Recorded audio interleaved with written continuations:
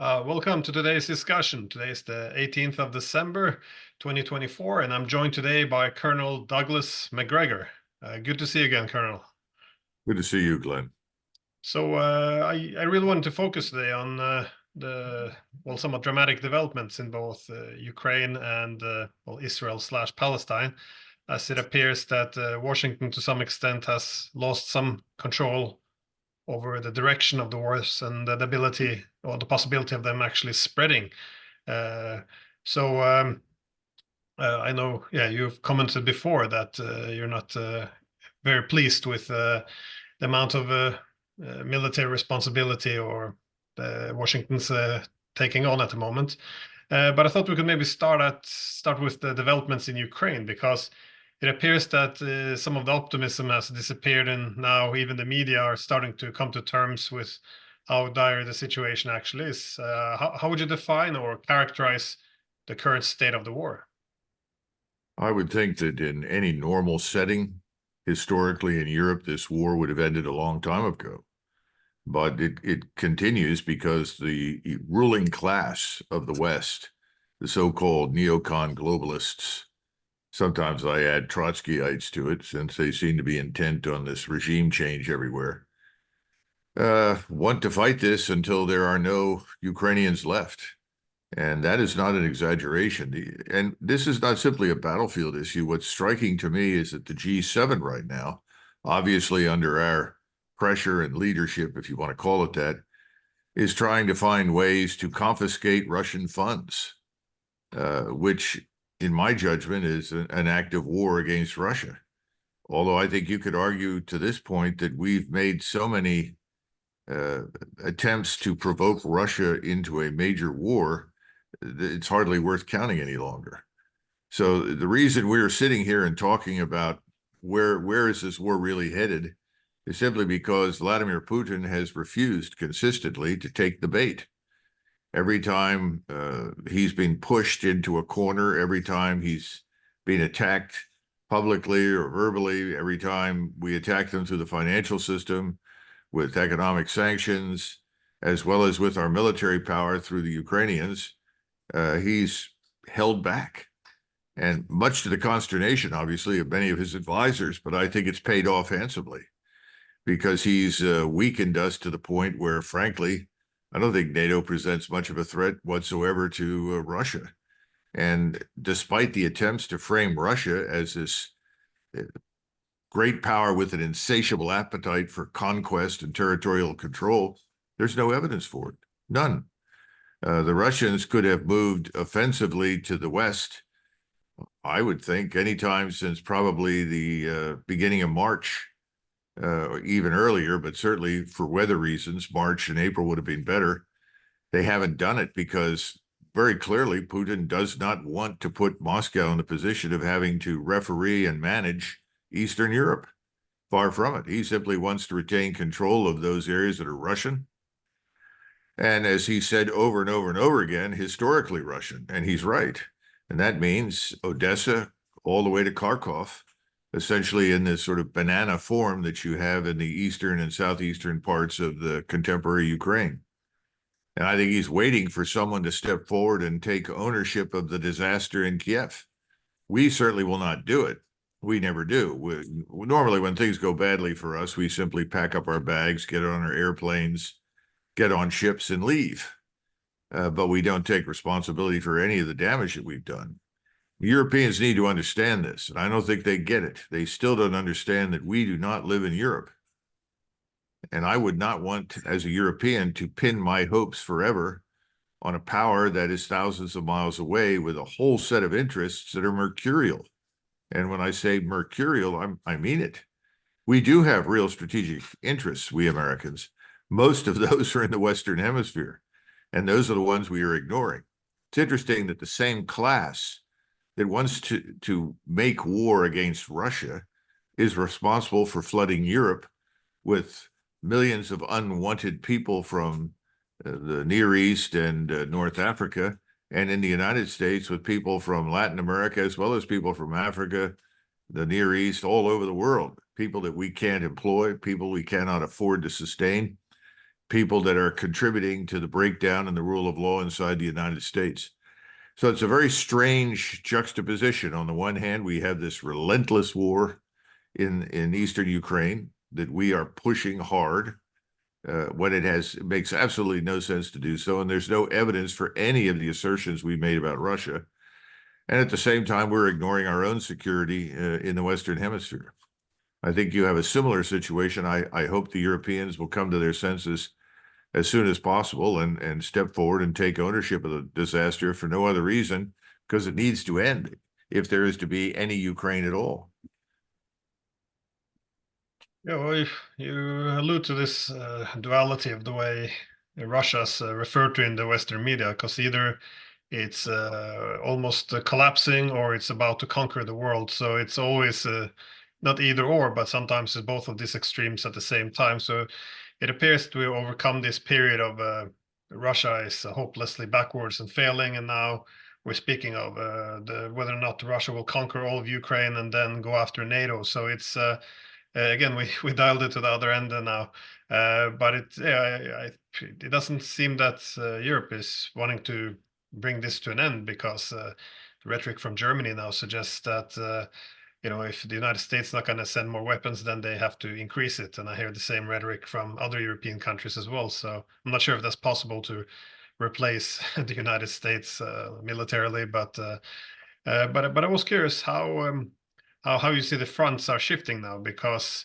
after this failed offensive by the Ukrainians since the summer, the Russians obviously has gone on the offensive now, and one is getting pretty bad news coming out of Ukraine as well from the political and military leadership, in which they're suggesting cracks are emerging, and Russia's responding obviously to this. I was just wondering how do you see the front lines moving in the time to come, or what do you think the Russians will do? Do you think they're going to open a new front in Sumy or Kharkov, or do you see anything of the sorts? Well, Moscow has made it clear they want the demilitarization of Ukraine, period. They want the so-called denazification of Ukraine, which I always thought was an interesting view, because I see it as being deglobalized, if you will, and Ukraine is supposed to denazifying. I think most of the silly nonsense with Nazi symbols is limited to a small number, but nevertheless a menacing number. And then finally, he's made it very clear that after demilitarization and denazification, that he will not accept a Ukraine that is anything other than neutral. So these are, I think, eminently reasonable objectives, all of which can be attained. Now, we have obstructed Russia on all counts, but frankly, let's be honest, we're not in a position militarily to obstruct much longer, if we ever were to begin with. In other words, NATO has exhausted its military capacity, in my judgment. I see no evidence for Norwegians, Spaniards, Frenchmen, Germans, Greeks, or Poles all lining up to march east in the Great Crusade to quote unquote save Ukraine. I don't see much interest in Ukraine at all, other than keeping it out of the EU under certain circumstances because of the competitiveness of Ukrainian agriculture. But setting all of that aside, I think the Russians are moving cautiously but deliberately forward. I don't think they want to absorb any of the Ukrainian population if they can avoid it. Everybody sort of looks at me strangely when the United States, and I say this, and I said, but the Russians really don't want to rule Ukrainians. And if you look at most of these areas that we're talking about right now that the Russians already control, they're Russian, filled with Russians, people that speak Russian. We used to say, well, Ukrainian citizens speak Russian. All right, fine. They're Russians. Kharkov is one of those. Odessa has always been a Russian-speaking city, so is Kharkov. So until those are taken, this is not over. I think he would rather sit down at the negotiating table and come to a solution that would give Russia what it wants ultimately, and no one will step forward to do that, with the exception of some isolated figures that we don't hear a great deal about in the Russian or the Ukrainian military. Now, this man Arestovich who headed Ukrainian intelligence, I guess, is now stepped forward and made some comments that are leading people to believe that he might be able to step into the vacuum. The problem right now for Russia and for us and for the East, for the rest of Europe, is that most of the people at the top are all corrupt. They are sort of smothered in corruption. People come to me all the time, well, don't you think Zelensky is a good general and everything else? Well, I can't really evaluate that based on performance. I'd say no, a pretty bad general. Well, don't you think he could replace Zelensky? Really? Where's the evidence for that? Is he less corrupt? Has he got a different worldview that's going to put an end to this conflict? This is the problem. The West is looking for someone else to step in and replace Zelensky. But Zelensky, getting rid of him, of course, is a very positive development. Don't get me wrong. But that's not the only problem. And in the meantime, you know, we've done something that the old Soviet imperial establishment used to do. We've extended citizenship to someone like Zelensky and told him that he can come live in the United States and he'll be protected by security and perpetuity because he's been a loyal servant of the greater American empire. I find that detestable, distasteful, but I think that's in the offing. This kind of thing is left us in a terrible position, Glenn.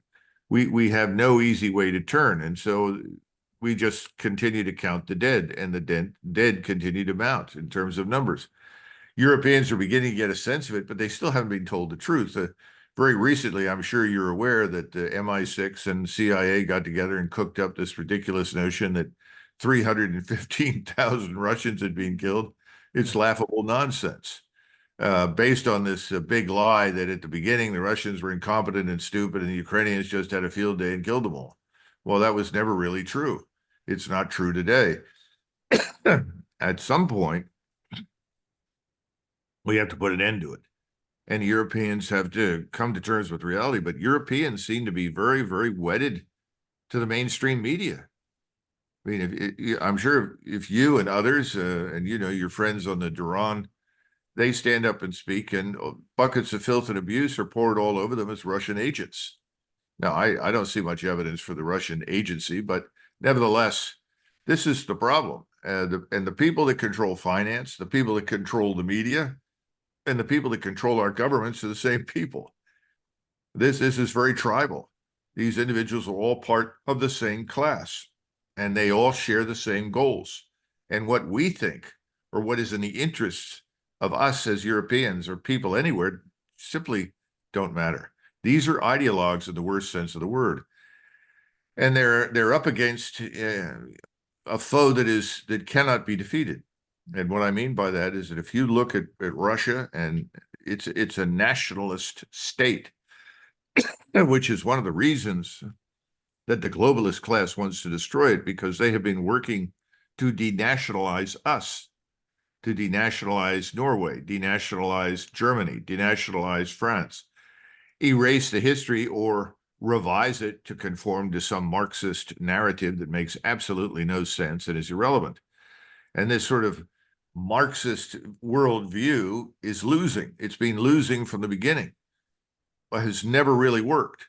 And I see something similar happening in the Middle East, because what's rising now is not widespread support for Israel. Israel's support is dropping through the cellar for obvious reasons. But if you look at the region is a boiling cauldron of what I would call ethno-religious nationalism. People are rediscovering that they are all Muslims, whether they are Arabs, Turks, or Persians, whether they are Shiite or Sunni. Everyone in Russia's national consciousness and identity has been strengthened by the war, far, far more so than our identity is irrelevant. We haven't fought. You and I and the rest of the West, we are not engaged in the fighting. The fighting has been done exclusively by the poor Ukrainians who thought they were fighting something they aren't and thought they were fighting for something they don't have. In other words, the notions of liberal democracy, there's nothing remotely liberal or democratic about this man Zelensky and his horrible regime. He has much more in common with Leon Trotsky and the Bolsheviks. But we don't seem to We don't seem to see that. We are not getting that because the media and finance and the government rest comfortably in the hands of the same elites. Now, I don't think they're going to be able to conceal it too much longer, but I'm amazed that they've gotten away with it this long. Very shortly, I think we're going to see developments in the Middle East that are going to make it even worse for us in the West in connection with all of these forces. Arestovich, the former advisor to Zelensky, which you mentioned, he actually came out with a statement suggesting that, well, not suggesting, explicitly stating that Ukraine had bet on the wrong horse, that they had put themselves in the globalist class when, from what they're seeing, the ability to mobilize, passionate support and the future effectively lie among the states who have leaned more on the nation state. So it's interesting he would point that out, but it does seem now that the economy is going through a hardship. They don't have the same access to weapons. They can't get enough manpower. I mean, they're mobilizing women now and minors and everything, but this translates into very unreliable forces. So you have more people surrendering, more people withdrawing, and I'm just curious. Everyone seems now to acknowledge that either it's stalemate or more realistically, Ukraine is losing. So everyone's reporting on this every day. They're losing more territory, and their situation becoming worse. So I don't understand completely the situation in Washington now. Once one strategic territory is lost, and there's no way to reverse it, this is not the time you want to sit down and talk. I know the Russians recently suggested that. They've given up on talking to Washington. They will demand capitulation from now on. But is there no one in Washington really pushing for a negotiated settlement, given that no one really has any vision for any success on the battlefield?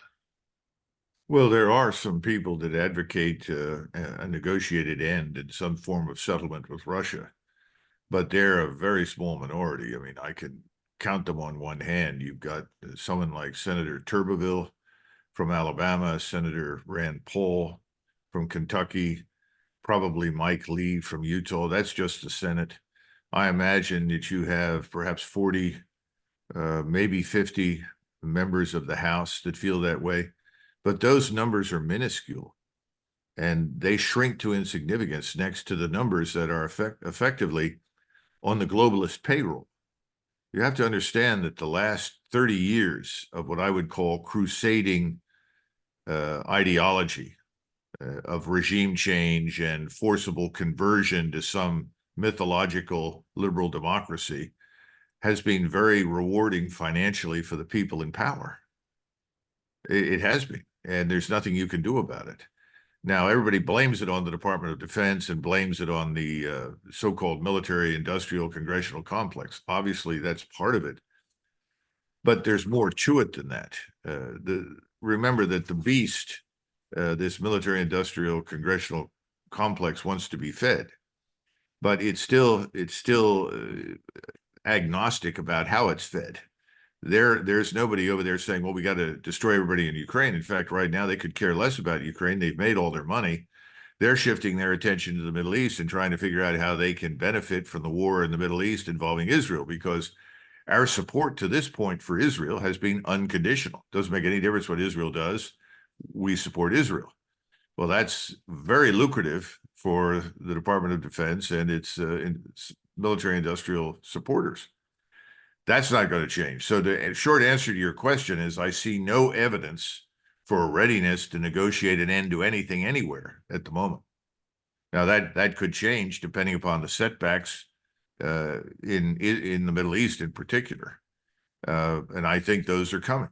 In fact, I think they've already begun, because this small state of Israel has bitten off a huge chunk of its problem and is now choking on that chunk. And that's called Gaza. And Gaza, of course, is a modest feature of the problem in Israeli geostrategic landscape. Hezbollah to the north of Israel makes Hamas look like the volunteer fire department. So, I mean, and then you have the entire region that is now coalescing, as I pointed out, in this ethno-nationalist environment. And I think that's a combination that cannot be beaten. Same thing is true in Russia. Mr. Putin will have to make a decision at some point. He'll have to say, look, we've waited long enough. We'll just march to the Dnieper. And he may have to actually go into Kiev to make his point. He has understandably held back from that because he has resisted successfully this stereotype nonsense that all Russia wants to do is conquer, invade and conquer. He doesn't want to do that. That's patently obvious. We think we are leaving him no choice, and we may be right. We're forcing him, goading him, if you will, just as we did to get him into Eastern Ukraine, to go further. And he may have to, just to make his point. But I do think things in Europe are changing. When I look at the Olaf Scholz regime, it seems to me that that's on very fragile ground. I don't think Mr. Macron in Paris is in a strong position by any means. Quite the opposite. France, if anything, is on the verge of a civil war, has been now for a few years. Who knows when that will break into the open? When I listen to the regime in Berlin talk about, well, we have to spend more money on defense to get ready for war with Russia, I burst out laughing because I don't think very many astute Germans believe that at all. I do think he's worried about protecting himself and his regime. I think the globalists, these sort of neoconservative globalist Trotskyites, are in one important way very similar to Islamists. Once the Islamist wins the election, which is always the goal, to win democratically if you can do it, the Islamist is permanently in power. Well, you have a similar phenomenon in the West with the neoconservative globalist Trotskyites. Once they've gotten themselves into power, and they are in power at the moment, they have no intention of ever relinquishing it. This is sort of also similar to the Soviet bloc. You know, once a country has become communist, it must remain communist or Sovietized in perpetuity. That was Brezhnev's argument in 1968. Well, this is kind of the same thing, only now we're talking about this strange neocon globalist Trotskyitism or Trotskyism. You're now part of this nameless amorphous mass. We've converted all of you to globalist citizens, people with no name, no identity, no purpose, no religion, no culture. You're living in this giant consumer-driven system, consumption machine. We're feeding you, we're clothing you, we're directing you, and you should love it because it's in your best interest. And we're never ever giving this up. I mean, that's the problem right now that you face and that we face inside the United States. Yeah, well, in terms of the reaching a settlement, it's quite extraordinary that even as Ukraine's losing, we still don't even warm up to negotiations by talking about neutrality. I noticed it's become quite extreme in that sense that we're only increasing the rhetoric. But I wanted to return very quickly to Israel because you previously mentioned you think this is going to spiral out of control and into a regional war, and it seems like we have two pathways now. One being the possibility of the U.S. and Israel going after Lebanon. And the second now appears to be possibly Yemen, as Yemen is, well, the Houthis, Yemenites are attacking the shipping lanes in the Red Sea. How likely do you see any of these wars taking place, or is it possible to contain it? Well, I don't think I said it was inevitable it would spiral out of control, but I think it's very likely to do so. I think it's likely to become a regional conflict. Well, the region is very complex. Egypt is perhaps a keystone in the edifice of the security architecture that we erected in 1973 that has persisted for 50 years, and it is in danger of falling apart. Now, what do I mean by that?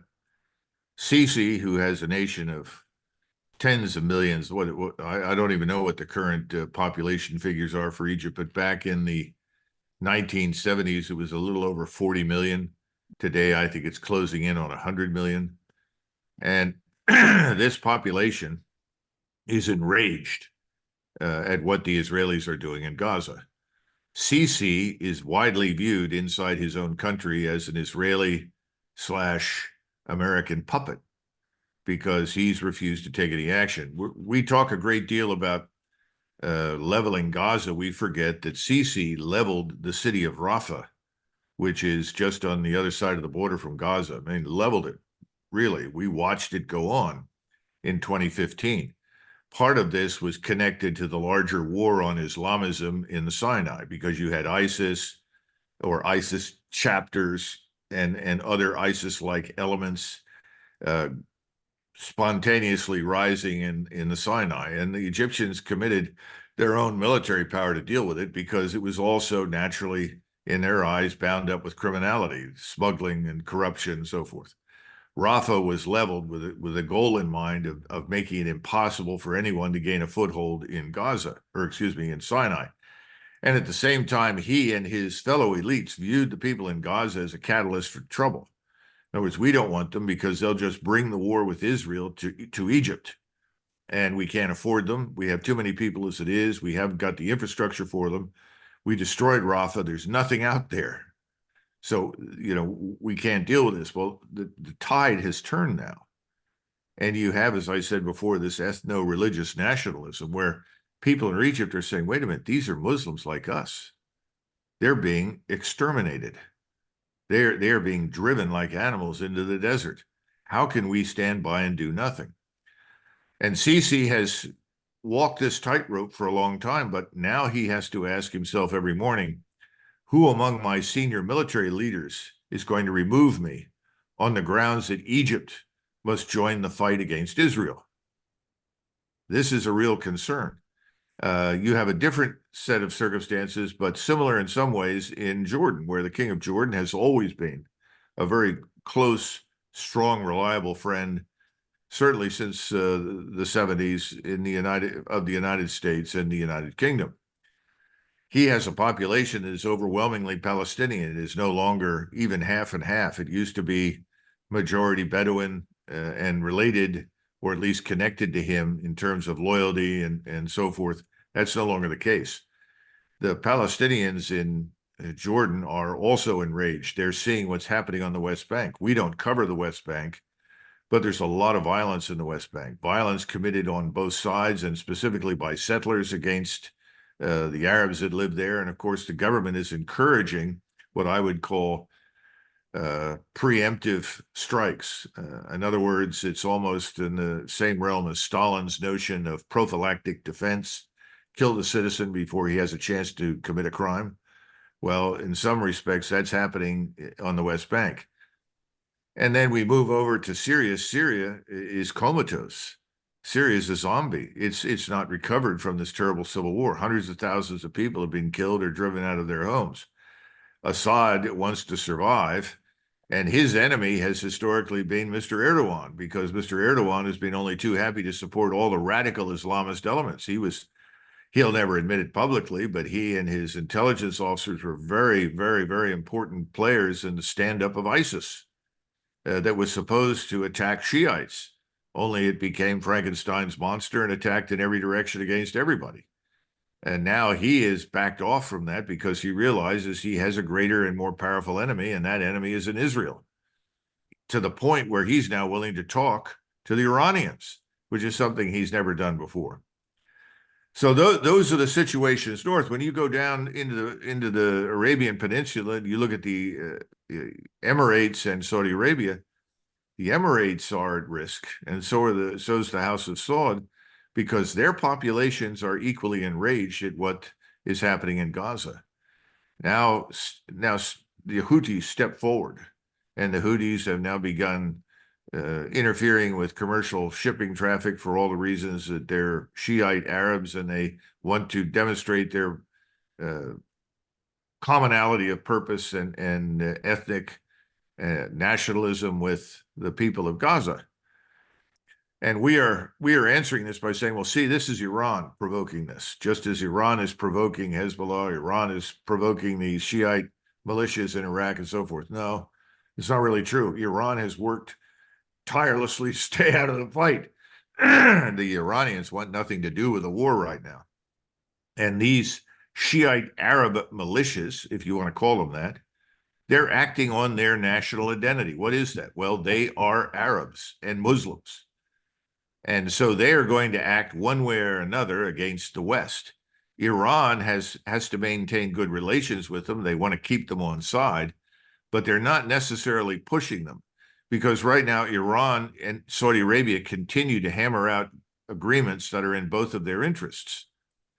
So Iran really doesn't want this war to break out in a way that would destroy all the work that's being done by Iran, Saudi Arabia, and China to bring some measure of stability and peace to the region. And remember, the Chinese depend very heavily on the Persian Gulf, the oil and the gas, as well as food coming in from Africa.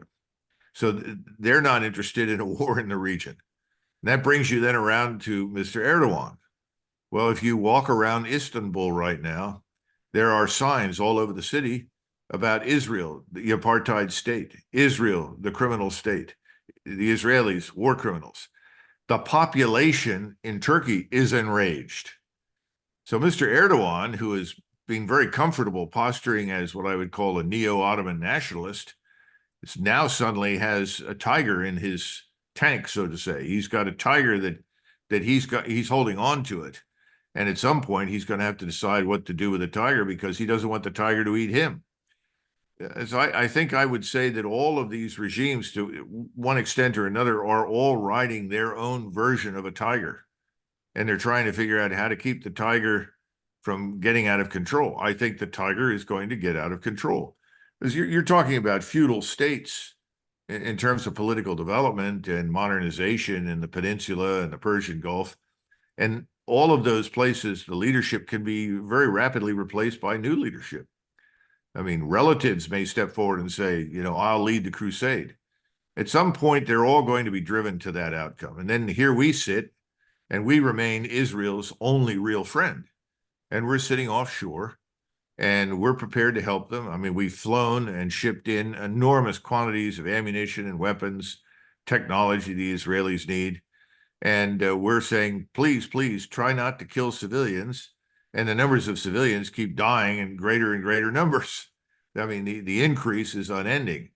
So we want this to end, but we're paralyzed because Mr. Netanyahu and his supporters in the United States have purchased the Senate and the House and the White House. And they have powerful backers, billionaires, who have provided plenty of money for a long period of time to ensure that the United States will provide unconditional support to Israel. So what's going to happen here in the United States, I think, is that there's going to be a groundswell of people, mostly younger people, that are going to step up. It may end up looking like 69, 70, 71 in the United States during the Vietnam War, where people say, no more. We will not be a party to this. But the people on the Hill are still very comfortable receiving their benefits from supporting Israel unconditionally. So anybody who says, what happens next? Look at that puzzle. Now, if we attack the Houthis have made it clear they will destroy the oil refineries and the oil drilling platforms all over Saudi Arabia and the Emirates. And people say, oh, well, that can't be done. No, it can be done. These are all very vulnerable installations. You don't even need to destroy all of them. If you destroy a portion, you're going to make a huge dent in the economic stability of the West and potentially China. And the Saudis are the ones now, even though they have been blood enemies of the Houthis, saying, please, please, don't push the Houthis. We don't want this. We want to get on with Iran. We want to get on with the rest of the world. And if you push the Houthis, it could destabilize us. Yeah, it could very definitely destabilize Saudi Arabia. We don't know which match is going to be lit and tossed into the powder room where all the gunpowder is stored. But there are a lot of matches out there, and several of them have already been lighted. It's a question of which one is tossed into the gunpowder storage facility and blows everything up. I think it's coming. And it's going to be enormous when it happens. And again, the rest of the world, the Europeans, they don't like the Muslim problem, if you will. They've got their own Muslims to deal with. But at the same time, they're not ready to go commit for Israel because they're not going to support what Israel wants to do in Gaza. On the American side, we're paralyzed. We're not leading. We have no strategy. We have no sense of limitation. Again, what are the limits on American power? We continue to pretend that there are none. But I think we've already demonstrated the limits of American power in Ukraine. And we're going to see these limits emerge even more starkly in the Middle East. So anything is possible, Glenn, but I think it will take a few more months for this to come together and coalesce in a way that becomes extremely dangerous. And I see no one trying to stop it. It's quite extraordinary because I remember Richard Nixon making the point, yes, United States and Israel will always be close, but it's also in the U.S. interest to have a certain relationship with Arab states, such as Egypt. But it appears that the U.S. is, by signing up fully to Israel's war, it appears that they're willing to sacrifice a lot of these, well, all of the relationships in the whole region. So that's what I wanted to ask as well. Is there any wider discourse these days about the direction of America? Because, well, 30 years ago, after the Cold War, that's when Washington began to build this, well, new world order, which has been referred to as liberal hegemony. So there would be one center of power. The world would unite behind the United States, and liberal values, which manifested itself in NATO expansion and all of this. But so at the same time, the main foreign policy objectives of our states, such as Russia and China, was, of course, to develop friendly ties with the US. So again, much reason for optimism. But if we forward 30 years, we see now that countries like Russia and China are aligning themselves against the US, primarily because of the hegemonic ambitions. So we see Europe not looking great, the United States losing its influence in the Middle East, possibly, yeah, the whole region could go on fire. And adding to this, of course, there's this very alarming economic, social, and political upheavals within the US. So I was just, given the putting all of these issues together, is there anything being discussed these days in Washington? Anyone has their pulse on the nation in terms of looking at the wider picture, rethinking the role of the United States in the world? Anyone want to pull back and recover economically, socially, instead of continuing to run an empire? If you view the United States of America as a patient lying on the table, and after the patient has been examined, the physician says, you need a heart transplant. And then a series of other physicians walk in and say, oh, he doesn't know what he's talking about. There's nothing wrong with the heart. We'll just give the patient a haircut and a shave, and he'll be fine. That's where we are. Everyone wants to give us a haircut and a shave. No one wants to admit that the heart itself, the heart of America, is in great danger. And we need either a transplant, I think we need a transplant, or some very serious heart medicine. The heart medicine probably isn't going to come. So I think we're going to have a heart attack first. And then somebody will say, guess we were wrong. We're going to have major surgery. That's what I keep trying to tell people in Europe. I've told my friends in Israel this. I've told everyone who will listen. That's the problem in the United States. You think that we are perpetually powerful. You think that nothing has changed since 1991. You think the American brand is invulnerable, invincible forever. You're wrong. It never has been. It isn't now. And Americans are beginning to figure out they need a transplant. But still, too many Americans are really watching football and trying to find out what's happened in Taylor Swift's love life. I mean, literally. Sometimes people talk about bread and circuses in ancient Rome. Well, if we are in any way like the Romans, we're very absorbed with our attention, at any rate, is absorbed by bread and circuses. That's our problem. Now, that won't last because I think we're headed into very difficult financial times. I've long expected our financial system to implode. But again, no one believes that. It doesn't matter. If you talk to Nassim Taleb, if you haven't interviewed him, you should. And he will talk about the looming Armageddon. He will tell you that there's a pond out there with lots of black swans. They're all going to take off. Which one goes first is anybody's guess, but it's going to happen.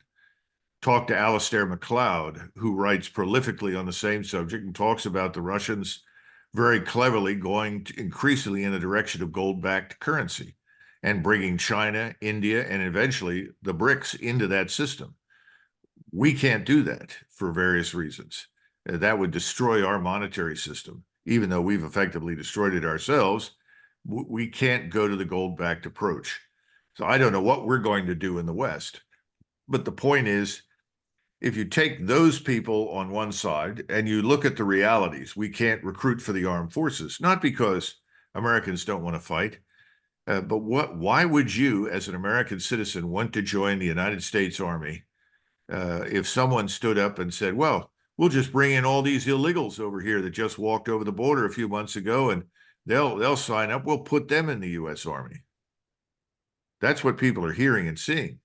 Suddenly Americans look at the Army and it's full of foreigners. These are faces that they've never seen before. They're wondering, how the hell did they get there? Suddenly your recruiting base, the people you depend upon who fought all your wars, a lot of people like me, are saying, no, thanks. I don't want to be in that organization. It's not just because of the stupidity and failures of the last 21 years. There have been serious demographic changes in this country. So you put all of that together, we'll inevitably get a heart transplant. But I think the patient is going to have a serious heart attack first. It's coming. And you can already see the outlines of it. Even the dumbest people on the Hill have figured out we can't afford Ukraine anymore.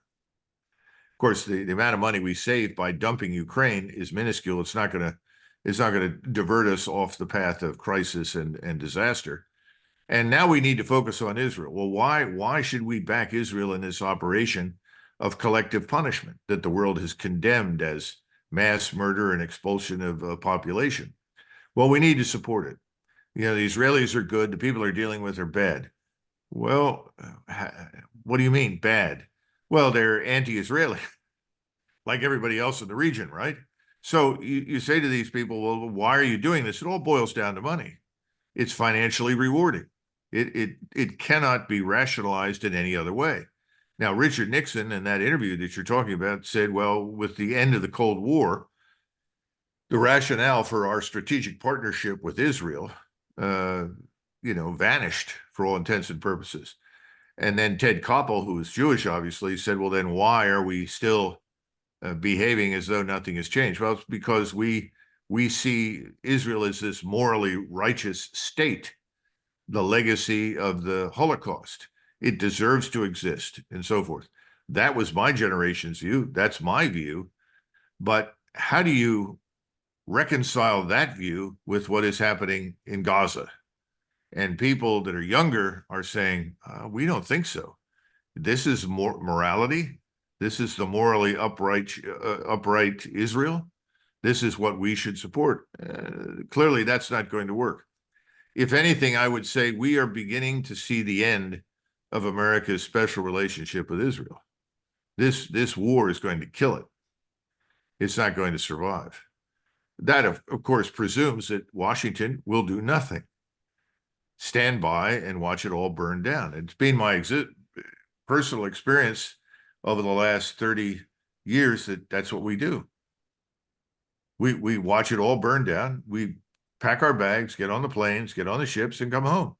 We change the subject. Only it's going to be very hard to change the subject this time because things at home are not good. No, I agree. I think after Ukraine and current war, there might be huge shifts coming to U.S. relationships to both Europe and Israel.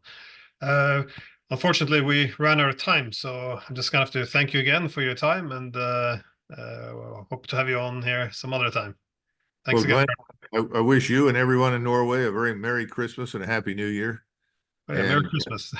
I know that Norwegians know how to celebrate, so I've always appreciated that, and I wish you all the best. Likewise. Bye-bye. Bye.